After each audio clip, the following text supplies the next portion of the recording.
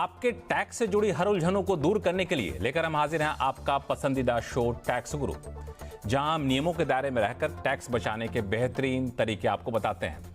नमस्कार, मैं हूं लक्ष्मण रॉय और हमारे साथ इस बार हैं जाने माने टैक्स एक्सपर्ट मुकेश पटेल साहब, जो कि अहमदाबाद से हमारे साथ जुड़े हैं। मुकेश जी, आपका स्वागत हमारे शो में। और आपने कई सारे ऐसे नोटिफिकेशन की बारीकियां निकाली हैं जो हमारे दर्शकों के लिए काफ़ी बेहद है जानना और उनके बेहद काम की बातें हैं। तो सबसे पहले आपसे बातचीत करूं, दर्शकों को बता दूं कि इस बार शो में क्या कुछ खास रहने वाला है। नौकरी पेशा लोगों के लिए खुशखबरी, सैलरी पर आप घटा सकते हैं टीडीएस का बोझ। अगर आप कमर्शियल प्रॉपर्टी को रेंट पर देते हैं तो क्या है जीएसटी के नए नियम, और क्या पीपीएफ और एनपीएस में भी निवेश कर सकते हैं एनआरआई। इन सारे मुद्दों पर चर्चा करेंगे, लेकिन सबसे पहले मुद्दा नौकरी पेशा लोगों के लिए, क्योंकि नौकरी पेशा लोग जो है हमेशा कोशिश करते हैं कैसे टैक्स बचाया जाए, टैक्स की देनदारी थोड़ी सी कम हो जाए, और हम वही कोशिश में उनकी मदद करते हैं कि टैक्स के नियमों के दायरे में रहकर कैसे आप अपना टैक्स बचा सकते हैं।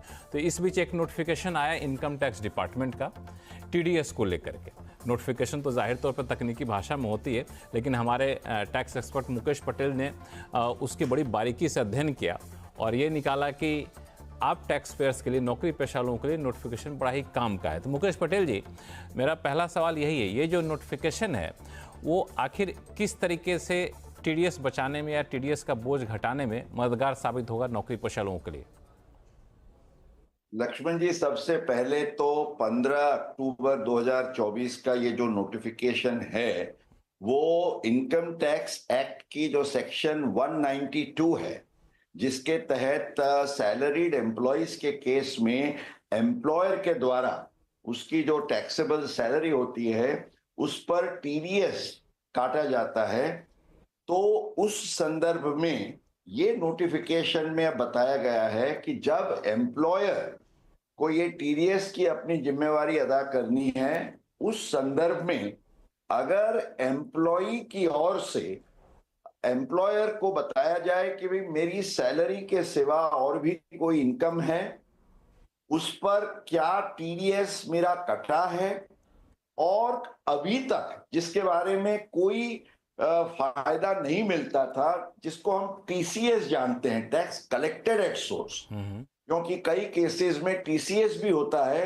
तो ये टीडीएस और टीसीएस जो भी काटा जाता है वो सब, हालांकि उसको सीधा कोई कनेक्शन नहीं है सैलरी इनकम से, फिर भी उसकी क्रेडिट एम्प्लॉयर के द्वारा दी जाएगी। वो जो एक्स्ट्रा इनकम है उसको भी ध्यान में ली जाएगी और उसके आधार से पूरा टैक्स का कंप्यूटेशन होगा। ये मोटा मोटा ये ढाया गया है। अगर कोई नौकरी, अगर मैं थोड़े से और आसान भाषा में आपसे समझूं, कि अगर कोई नौकरी पेशा शख्स इस नोटिफिकेशन के आधार पर अपने टीडीएस का बोझ घटाना चाहता है तो उसे क्या करना होगा?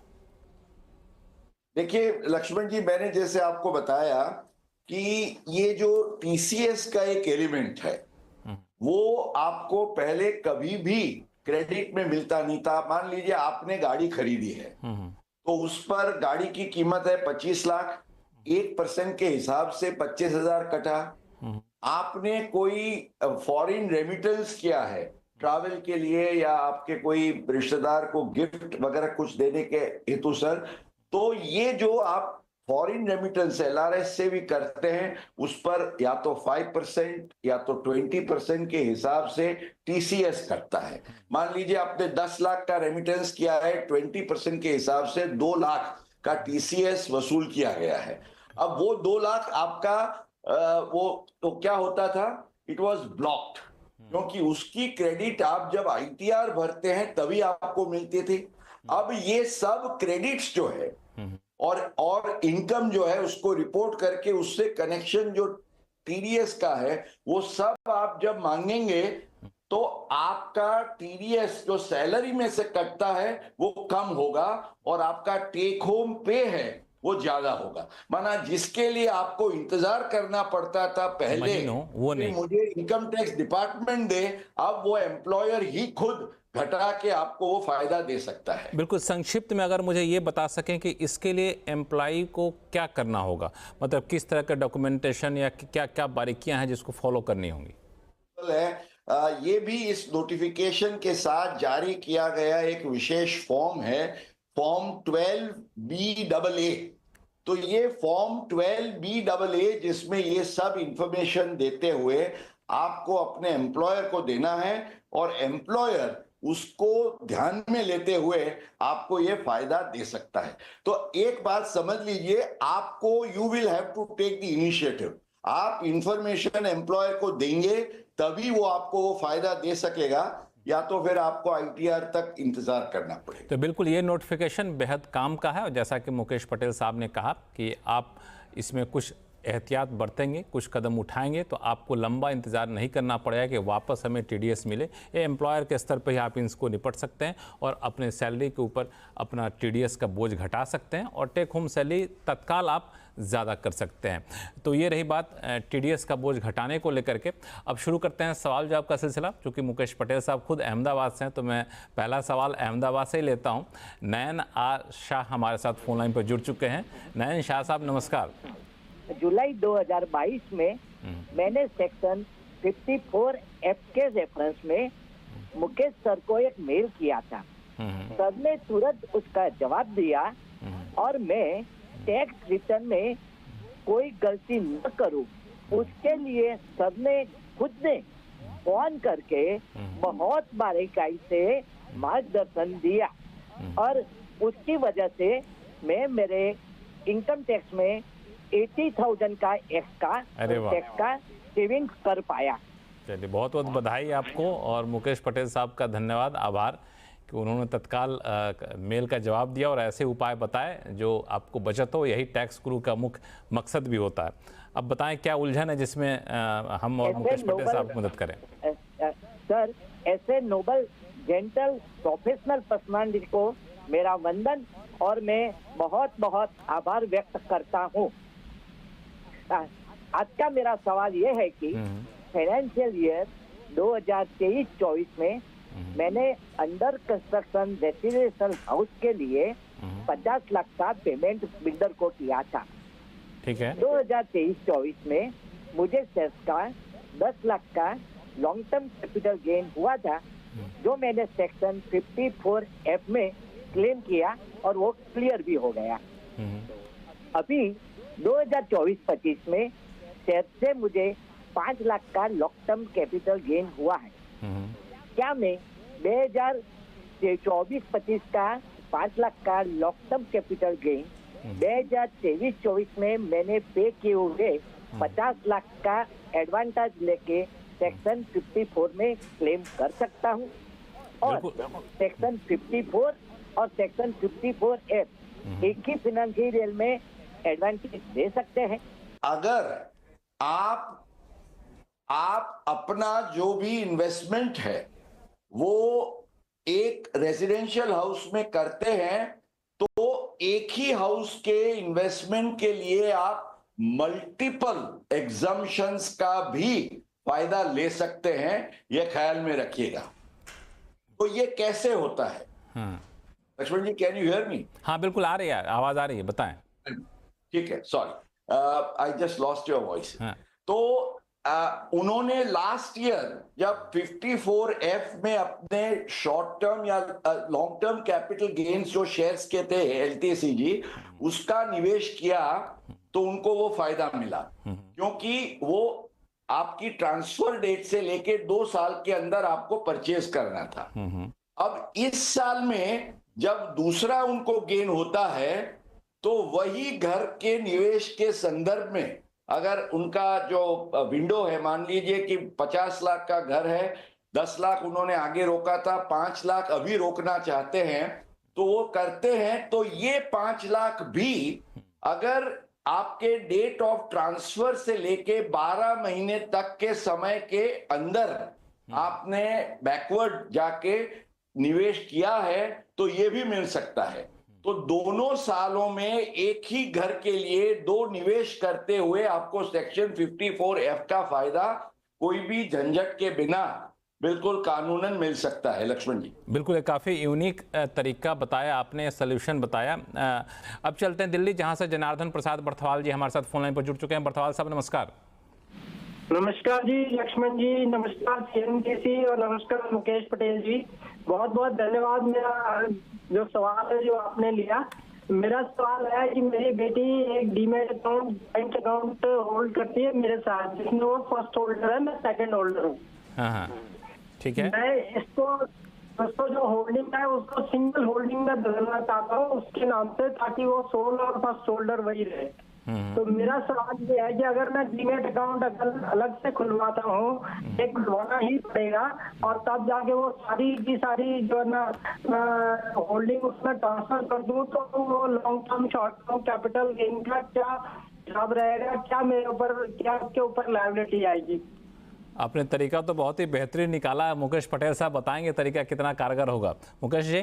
जी, कोई मेरे विचार से इनको कोई भी दिक्कत आने का कोई चांस नहीं, इसलिए है कि दोनों अकाउंट्स में जो फर्स्ट होल्डर है वो उनके रिश्तेदार हैं। उनके सन या डॉटर जब होते हैं आपके साथ जॉइंट होल्डर के तौर से, और मान लीजिए मैं मेरे राइट पॉकेट से लेफ्ट पॉकेट में कुछ रखता हूं, तो ये मेरी ही चीज है, उस पर टैक्स लगने का कोई सवाल नहीं है। डीमैट अकाउंट अलग होने पर भी अगर डीमैट अकाउंट का ओनर या तो जो प्राइमरी होल्डर है वो सेम रहता है, तो लक्ष्मण जी उसमें कोई भी कैपिटल गेन का सवाल खड़ा नहीं होता है।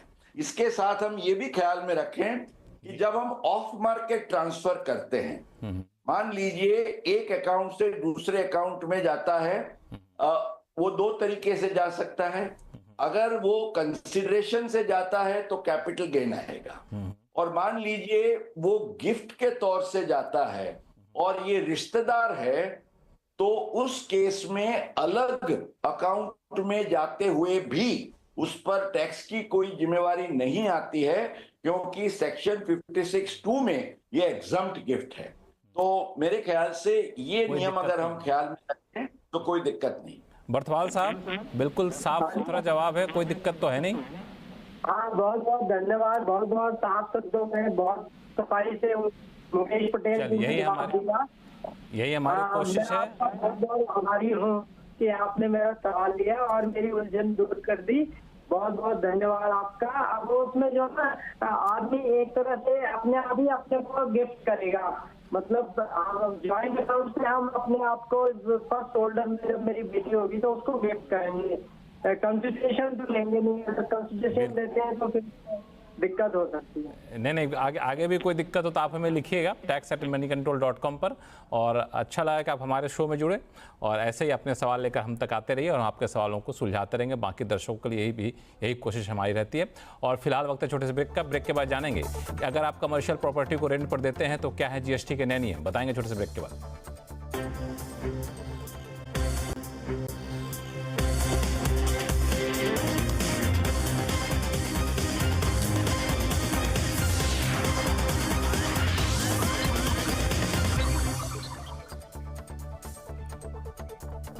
ब्रेक के बाद एक बार फिर से आपका स्वागत है। आप देख रहे हैं टैक्स गुरु और हमारे साथ अहमदाबाद से जुड़े हुए हैं जाने माने टैक्स एक्सपर्ट मुकेश पटेल साहब।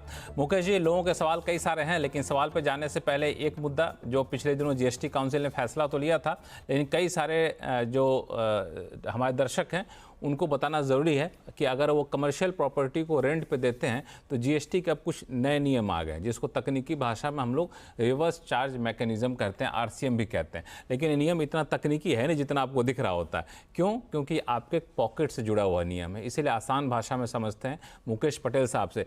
मुकेश जी, ये जो GST का डिसीजन था वो क्या कहता है? कमर्शियल प्रॉपर्टी को अगर रेंट पर हम देते हैं तो पहले के मुकाबले अब नए नियम में किस तरह के बदलाव किए गए हैं? लक्ष्मण जी, आपने सही बताया कि ये जो एक नियम है कमर्शियल प्रॉपर्टी के रेंट, पहले तो हम जानते हैं कि रेसिडेंशियल प्रॉपर्टी के रेंट पर कोई GST का चार्ज नहीं है।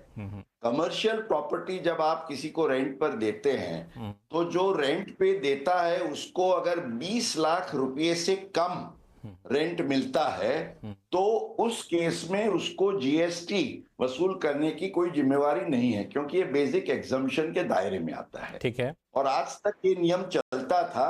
अब उसमें एक महत्वपूर्ण बदलाव ये आया है कि जिसको आप ये कमर्शियल प्रॉपर्टी रेंट पे देते हैं, अगर वो जीएसटी के दायरे में रजिस्टर्ड पर्सन है तो, और आमतौर से जो भी बिजनेस चलाता है वो तो रजिस्टर्ड पर्सन है, तो उस केस में 20 लाख को आपको भूल जाना होगा।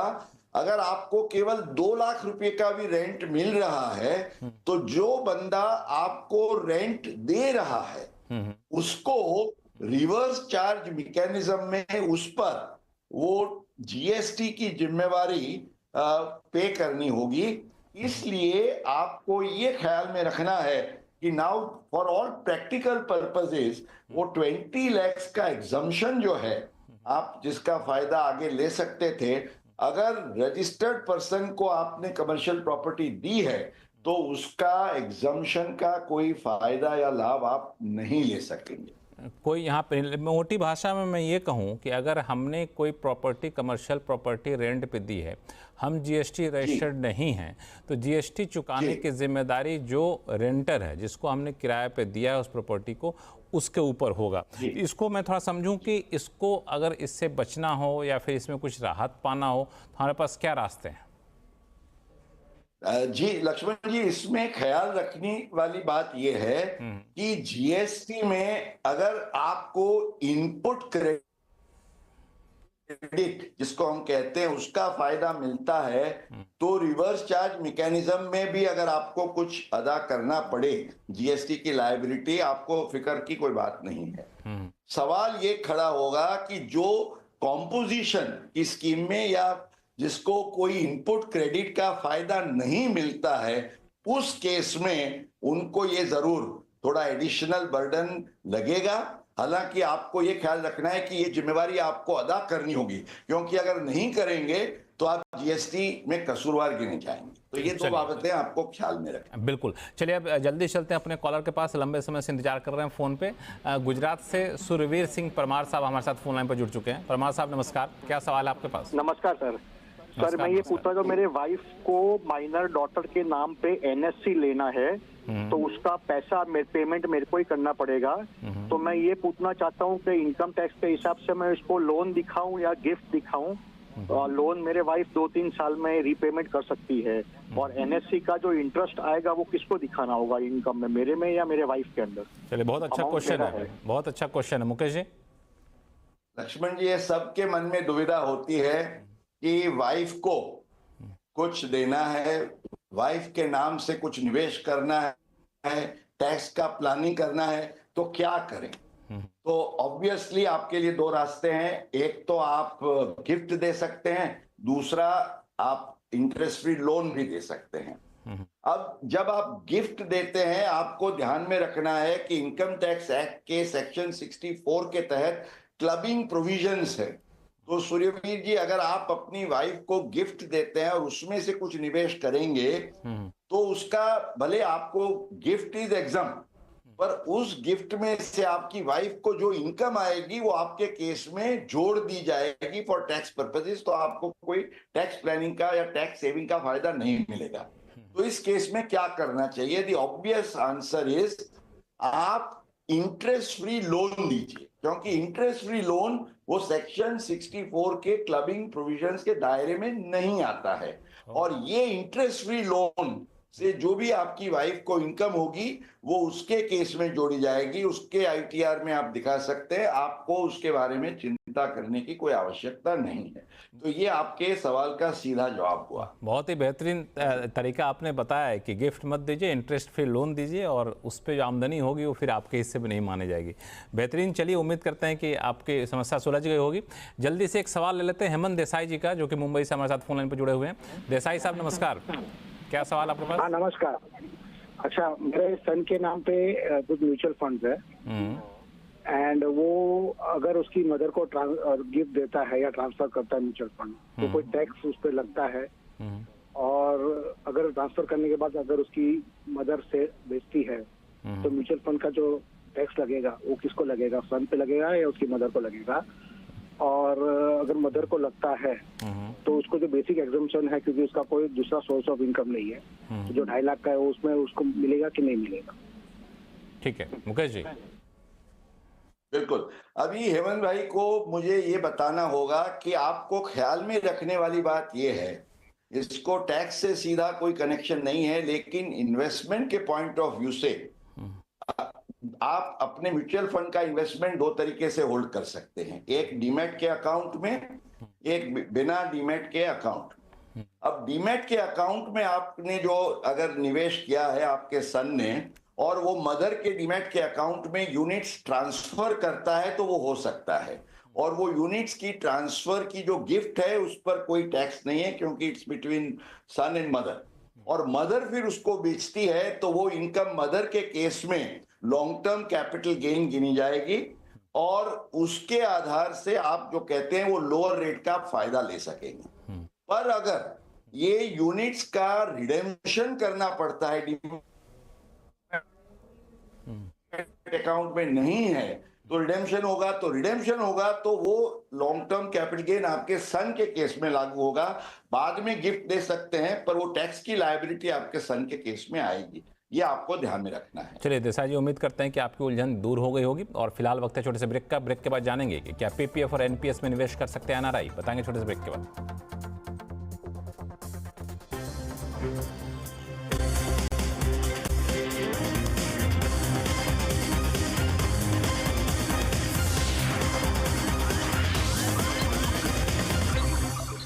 ब्रेक के बाद एक बार फिर से आपका स्वागत है। अब सीधे चलते हैं लंदन, जहां से हितेश जी हमारे साथ फोन लाइन पर जुड़ चुके हैं। हितेश जी नमस्कार, क्या सवाल आपके पास?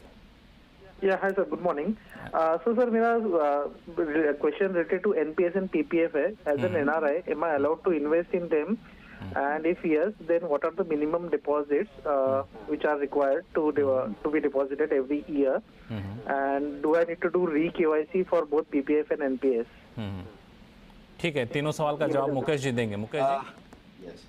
अब भाई साहब देखिए, एनआरआई के लिए जो पीपीएफ में निवेश की बात करते हैं तो पहले वो हो सकता था, बट जो लेटेस्ट नोटिफिकेशन है and which has taken effect from 1 अक्टूबर, आपको ध्यान में रखना है कि NRIs can now not maintain their PPF account. In fact अगर आपका पुराना अकाउंट है उसको आपको क्लोज कर देना है, और इन्वेस्टमेंट्स को आप अपने एनआरई अकाउंट में इन्वेस्ट करके एनआरई अकाउंट में भी आपको टैक्स एग्जम्प्ट इंटरेस्ट का जो फायदा मिल सकता है वो ऑलमोस्ट एकिन टू पीपीएफ है, वो फायदा आप जरूर प्लान करिए। ये पूछ रहे थे कि एनपीएस में निवेश कर सकते कि नहीं, पीपीएफ और एनपीएस दोनों पूछ रहे हैं। एनपीएस में निवेश पर कोई पाबंदी नहीं है, क्योंकि वो नेशनल पेंशन स्कीम के नियम के आधार से है, तो वो नियमों के दायरे में रहकर वो एनपीएस में जरूर निवेश कर सकते हैं। इनको क्या फिर से केवाईसी कराने की जरूरत पड़ती है? केवाईसी तो बैंक का मामला है लक्ष्मण जी, तो जब किसी को भी रेगुलर केवाईसी कराना पड़ता है, उनको भी वो केवाईसी तो कराना होगा according to the requirements of the bank. हाँ, एक और सवाल इन्होंने पूछा था कि एनआरआई होने के बाद क्या डिपॉजिट में कोई बदलाव होते हैं कि नहीं? नहीं, मैंने जैसे कहा कि आपको उनके जो रेजिडेंट अकाउंट है उसको नॉन रेजिडेंट अकाउंट में कन्वर्ट करना पड़ेगा, तो एनआरओ में कर सकते हैं और उसको एनआरई में भी कर सकते हैं, तो उसका फायदा उनको इंटरेस्ट एग्जम्पशन वगैरह के पॉइंट ऑफ व्यू से इनकम टैक्स एक्ट के दायरे में भी मिल सकेगा। हाँ, तो बिल्कुल एक पाबंदी है कि एनआरआई होने के बाद आप पीपीएफ में निवेश नहीं कर सकते हैं, एनपीएस में निवेश कर सकते हैं, और केवाईसी तो जो बैंक के नियम है उसके हिसाब से आपको बदलना होगा और अपने डिपॉजिट अकाउंट को एनआरओ या एनआरआई अकाउंट में तब्दील करना पड़ेगा। चलिए, उम्मीद करते हैं हितेश जी आपके सारे उलझन दूर हो गए होंगे। और मुकेश पटेल साहब, आपका बहुत बहुत शुक्रिया सभी सवालों का बहुत ही बेहतरीन और आसान भाषा में जवाब देने के लिए। और CNBC आवाज़ के टैक्स गुरु में फिलहाल इतना ही। आपके पास कोई भी सवाल हो तो आप हमें लिख दीजिए tax@moneycontrol.com पर। और फिलहाल के लिए दीजिए इजाज़त, नमस्कार। देखते रहिए CNBC आवाज़।